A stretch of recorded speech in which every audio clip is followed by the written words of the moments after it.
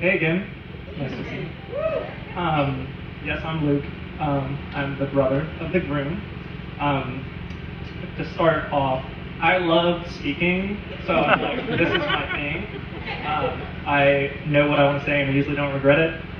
But I like super struggled to figure out what to say for the last 2 weeks. I like have changed this so many times up till about 12:30 this afternoon. So let's get to it. Let's get talking to them now, to Jared and Katy. So first, I'm going to talk about Jared because he's my brother. As you would expect, growing up being brothers, we did not get along very well. I, of course, was the perfect child. Jared, not so much, but you have to have pride in your younger sibling who usually is getting more of the attention and is getting all the hand-me-down of everything ever and having to watch me take it from him. So it's very valid. But thankfully we did have our moments of strength together. Usually it was standing up and confronting our mother, usually when we fight. So that really brought a bond for us together.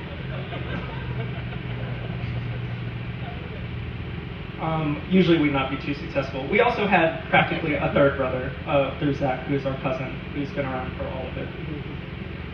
Though we have grown a lot closer through a lot of shared experience and things we love, especially through music and pop culture. As you probably heard if you were at the reception last night, Jared is very much like my mother, and I'm like my father. And Jared and I also both graduated with a bachelor's in music. I continue to do music. He does insurance. Even though we are brothers, Jared and I also were part of the same music fraternity, Phi Mu Alpha Symphonia. So even though he is my blood brother, Jared is also my great grandbig in fraternity. Ian is also part of that family tree. And through all these experiences, we've grown a lot closer. But I will say it has also grown a lot more through when Katy entered our life. Katy and I are very tight-knit.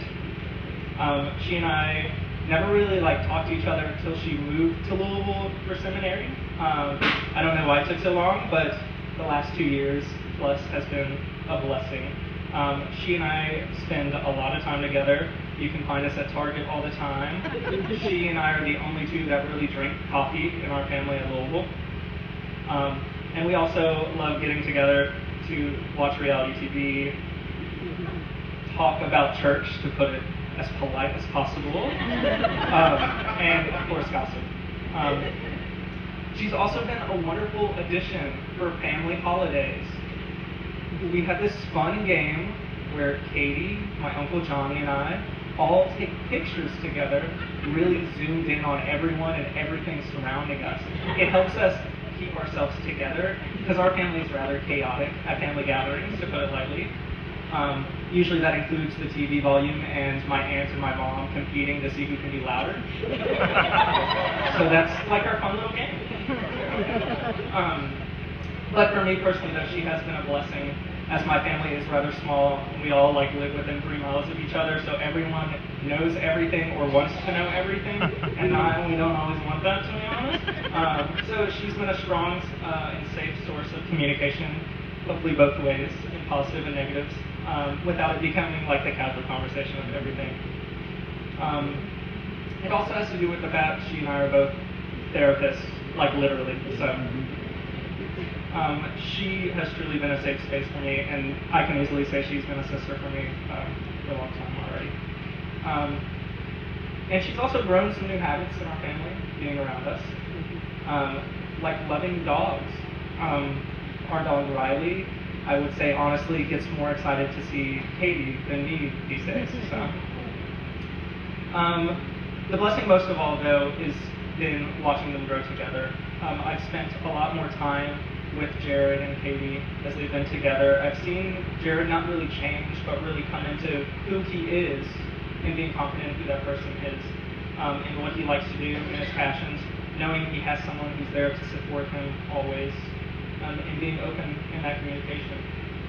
I see and feel their love through the perfect moments and the not so perfect moments.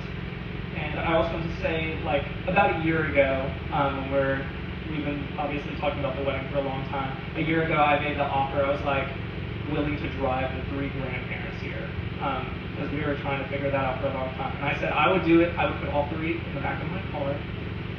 I would stop every hour so they can do their stretch in the bathroom and smoke break, because that was what was needed. And sadly, that didn't get to happen with us losing 2 of those just this year. The third one was watching live at home on Zoom, taking care of 5 dogs and 2 cats in person, and also feeding 2 other dogs, because that's how it is in our family.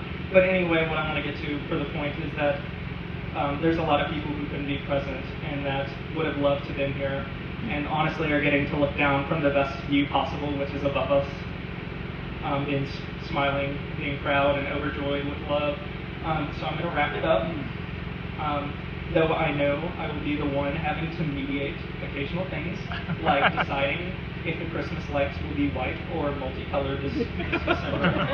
But I know Katy and Jared are strong, and they love each other immensely, and that this will be a beginning of a lifetime of great happiness.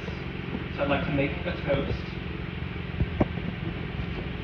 for Katy and Jared, for their love today, for their love tomorrow, and for many days to come.